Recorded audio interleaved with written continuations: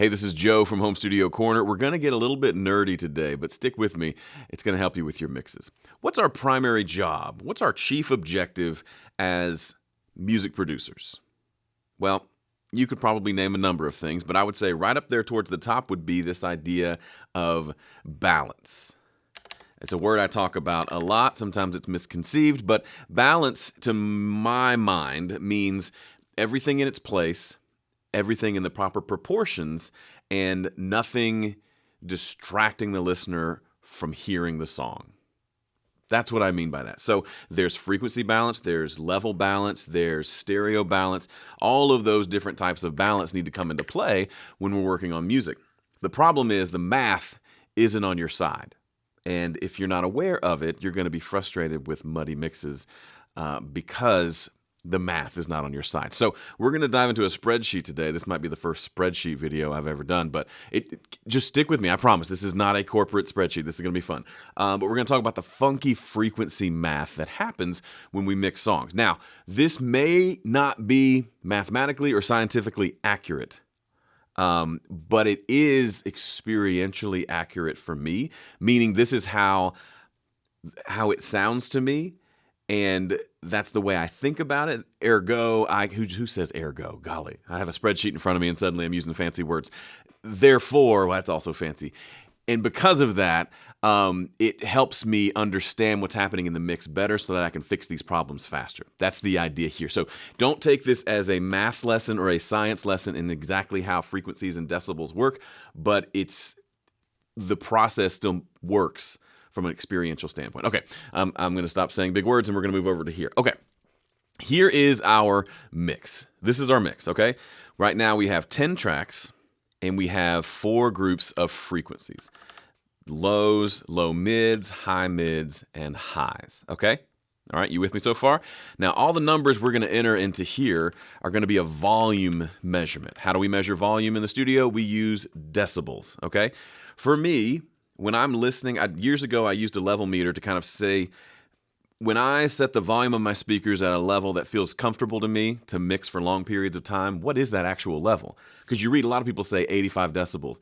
85 is really loud. For me, it came in around like 70.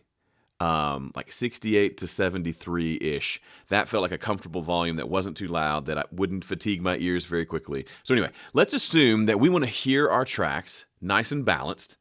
So what does that mean? That means they're all coming in at, all the different frequencies are coming in at roughly the same volume. That's the concept here. And that volume for me, I like that to be around 70 decibels. So let's just do this. Let's say all the lows, the high mids, and the highs are all coming in nice and balanced at 70 decibels each. Okay? Nice and flat.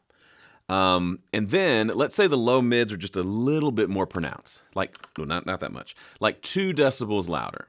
It's not much, right? From 70 to 72, just a little bit of difference, but there's a little bit of extra low mids there, and that's our volume. And that's the case across all of our tracks. So every track is this kind of delightful balance, okay? So with one track, we're hearing 70, 72, 70, 70, okay? But once we add them all together, it adds up to these big numbers, 700, 720, 700, 700, okay? Those are big numbers. That's way too loud to listen to. So let's bring that back down. I've got a cell prepared to let us do that. Unhide row 13. So let's turn it down. What we're going to do is turn this 700 down to 70. So we're going to turn everything down by whatever that number is, 630. And when we do that, we end up with this as our final volume for each frequency range. Okay? So we took all our frequencies. We had the low mids being 2 decibels higher than everything else. We added everything up. And then we took, since all of that is way too loud, we turned it back down, which is kind of what happens inside of our mix engines. We have a lot of things coming in. We can turn the overall volume down to keep everything from clipping and being too loud. And the end result is we're still listening at our nice volume of 70, except the low mids are now at 90. And the high mids are at 70, and the highs are at 70. What does this mean? Now, here's where we get to some actual science, because this is all like pseudo fake news science. But when you think about volume, and we talk about decibels, it's generally accepted that, actually, let's Google it. Okay, here we go. The doubling of volume should be sensed as a difference level of plus 10 decibels. Okay, so perceived volume is not really an exact science, but generally speaking, if you increase the volume of something by 10 decibels, you've doubled the perceived loudness. So to make it sound twice as loud from 70, we would go to 80. Not 140, just 80. And then from 80 to 90 would be doubling it yet again. You see where I'm going with this? So it's a logarithmic scale, so it kind of goes, whoop, that big hockey stick goes way up as you get higher. The difference between 70 and 72 in our minds doesn't seem like very much, and it's not. But once all those 72s added up, we end up with a difference of 20 decibels here, meaning the low mids are twice as loud as every other frequency in our mix. Even though if we soloed, we had a little solo button over here and we just listened to track number 1 or we just listened to track number 7, we would hear the low mids just slightly louder, but it might sound fine there. But with all these tracks added together, we've got a massive overdose of low mid-range. This, while not mathematically accurate in the sense of that's what the actual frequencies are doing, this is what I experience when I mix.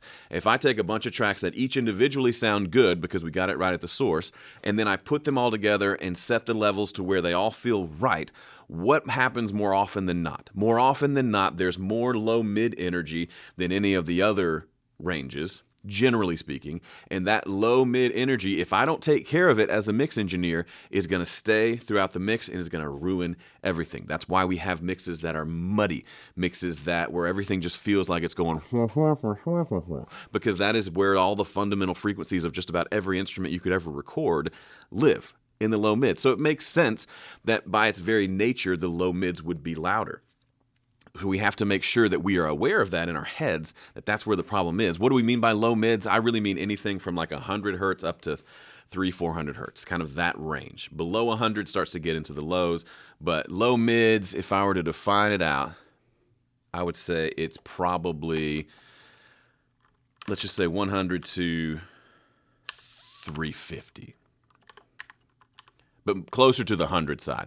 Those are our low mids. That is where the majority of problems in your mixes are going to arise if you're not aware of it and if you're not compensating for that accordingly. What does that mean?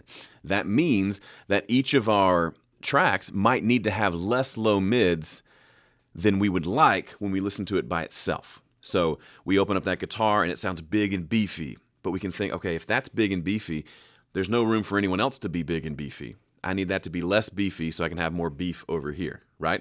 So we take down some of the low mids. We don't remove them entirely. That's the thing a lot of people will do, and they'll overcompensate, and then the low mid goes down to 0, and it sounds weird. So you don't want to do that, but we want to tame it to where it feels more balanced. Right now, with this curve here, if we were to chart this, actually, let's do that. Yeah, so if we chart these cells, we can see, I don't know why that one's higher than the others, but we can see that this is what our EQ curve sounds like of the raw tracks. Just naturally, there's going to be more in that low mid range, so we need to bring this down. Do we need to bring it down the same amount on everything? No, because not everything's going to have the same amount of low mids, but we have to prioritize. Who is the most important person in the low mids? Let's make sure that one is coming through nice and thick. And then who is least important? Things like a vocal doesn't need a ton of low mids usually. Acoustic guitars, just guitars in general, probably don't need a lot of low mids. If there are things like kick drums and bass guitars in the mix, then we don't have to have everything be so thick. Those can take care of the bulk of the thickness. And that's the idea here. Not something, like I talk about this in different ways, but I feel like this mathematical version, I mentioned it for the first time on a live stream yesterday as I'm shooting this video, and in my head it went, oh, that makes sense. It's like it's balanced here, but then at the bottom it's not balanced. What is going on? It's like when you're trying to like balance a QuickBooks report and things aren't reconciling. This is why, because the math is wonky and it's out to get you. So don't let it get you. Keep this in mind next time you work on a mix. Also, next time you work on a mix, if you don't have a process, you couldn't write down for me on a piece of paper, here's my mixing process, you're probably spinning your wheels a lot when it comes time to mix. Install a process like my 5-step mixing process to help you know where you are in the mix and know how to get to the finish line. It's a free guide. You can have it at 5stepmix.com. Thanks for watching. See you in the next one.